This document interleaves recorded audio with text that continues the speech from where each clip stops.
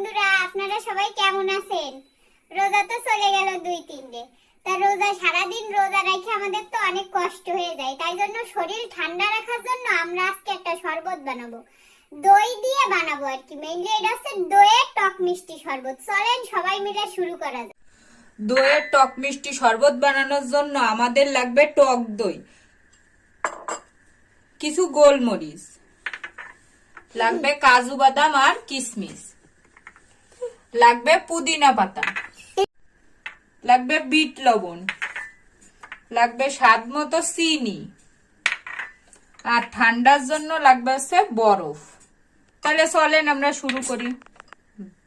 প্রথমে ব্লেন্ডারে দইটুকু দিয়ে দেব।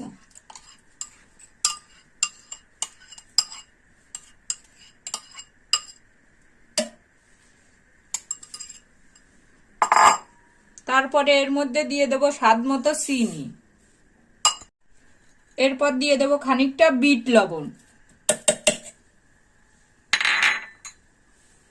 তারপর দিয়ে দেব কাজু বাদাম আর কিশমিশ, তারপরে দিয়ে দেব গোলমরিচ। এবার দিয়ে দেব বরফ। বরফ দিলে কি ঠান্ডা হবে, সারাদিন রোজা থাকার পরে সবার গলা শুকায় আসে, তো তাই জন্য বরফ দিয়ে দেব। তারপর দিয়ে দেব পুদিনা পাতা।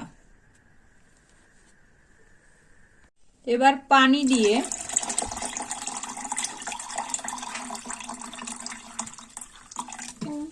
এই সব মিশ্রণে ভালো করে ব্লেন্ড করে নেব। তৈরি হয়ে গেল আমাদের দইয়ের টক মিষ্টি শরবত। তৈরি হয়ে গেল আমাদের দইয়ের টক মিষ্টি শরবত। সবাই অবশ্যই বাসায় বানায় খাবেন, আর আমার চ্যানেলটারে বেশি বেশি করে লাইক করবেন, কমেন্ট করবেন এন্ড সাবস্ক্রাইব করবেন। আসসালামু আলাইকুম, সবাই ভালো থাকেন।